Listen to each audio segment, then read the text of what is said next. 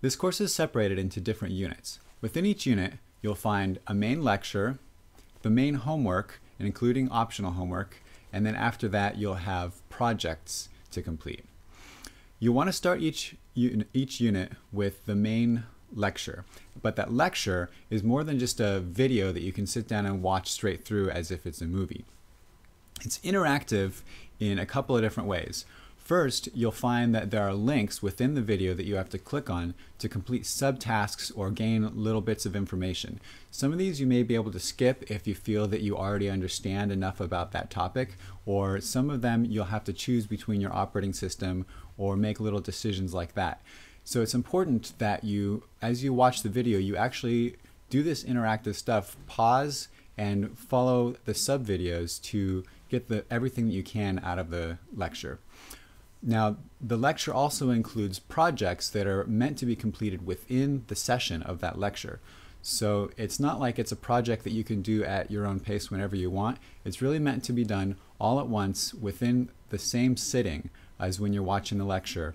Pause the lecture, complete the projects as it guides you to, and then continue the lecture again. Also, within the lecture session, at the end is an in-session quiz. This quiz tests you on some of the most important key concepts and ideas and things that you should have learned within that session. This is by design to test you immediately on your retention, and it's not necessarily expected that you'll be able to get all of these right. It's more of a way to gauge how quickly you're gathering the information, and it's a good chance for you to review the concepts that you're a little bit shaky on. So as you're taking the quizzes, you may even want to, if you're unsure of a question, intentionally guess wrong so that you can then be presented with the video to review that specific topic that you're having trouble on. After you've completed the quiz and watched all of the review videos from the quiz, you're done with the first lecture session for that unit. Then you can go on to complete the homework. I suggest you start with the required homework right away that same day and try to complete it the same day that you did the lecture. After that, you can do optional homework starting the next day.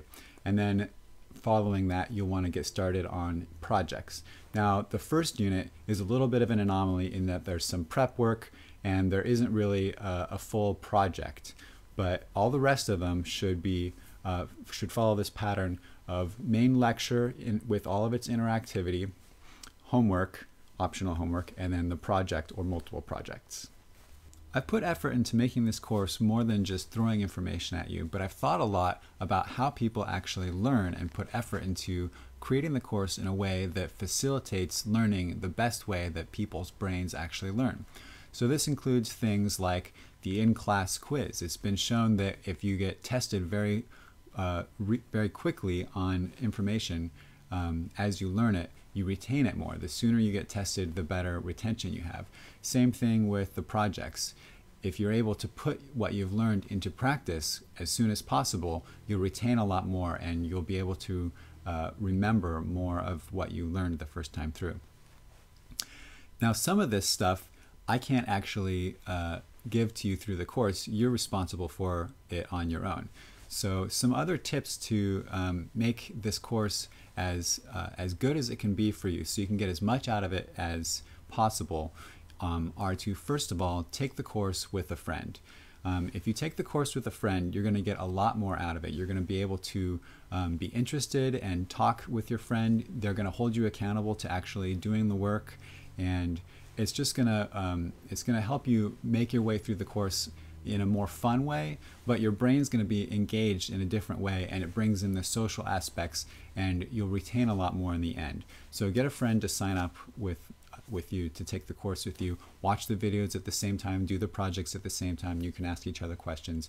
You can also go into one of the groups and create a local meetup in your area. In Skillshare, there's a way to do that. So another thing that you should do is tell people about what your plans are for this course. Tell people that you're going to take the course, put a post on Facebook or in conversations, make an announcement. This is similar to when you make a goal for working out or some other New Year's resolution. You're supposed to tell people about it.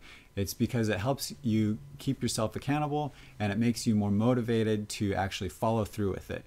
So you signed up for this course with learning goals in mind. The best way to actually achieve those goals is to hold yourself accountable and tell people about it so that they will ask you about it, and you'll know people are going to ask me, how did I do in this course? So I better learn. It's just the way our brains work. The last big tip I have for you is to take advantage of the fact that this is a Skillshare course that you're taking with other students. This is the only time you're going to be able to go through this course with a bunch of other people doing the exact same thing as you at the same time. So if you have a question, a bunch of other people either have the same question or figured out the answer to that question. So don't just try and figure things out, struggle through it on your own. Make use of the course. Go on to the Skillshare discussion pages and look for people who have questions and help them with their question. If you're able to teach it, then you definitely know it. That's a great way to solidify your knowledge, is to go and help somebody with something and work it out with them. Also, if you have a question, obviously go onto the discussion forums and ask the question, and chances are that you'll get an answer really quickly and it'll help you move through the process. My final tip for you is to stay on track with the course.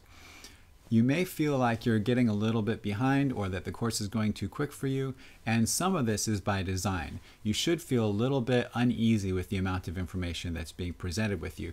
Don't worry, you'll get it. There's lots of chances to review and there's lots of chances to figure it out as you go. But if you do fall behind and don't stay on track with the course, it's a 4-week course, then chances are that you're never going to actually make it all the way through in the same way. If you force yourself to rush through it, even if you don't completely finish everything, you're really going to get a lot out of the course. You can always go back after you finish it the first time and retake the course at your own pace, a little bit slower, filling in the gaps that you missed. Because it's an online course, it's always available to you.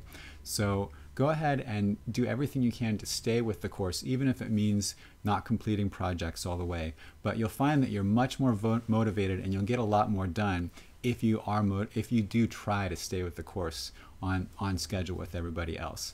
You may think that you'll get more done if you do it slower, but chances are you'll actually not. It's just the way that brains work. Last thing is have fun with the course. I'm really excited. I hope you are too. Let's get started.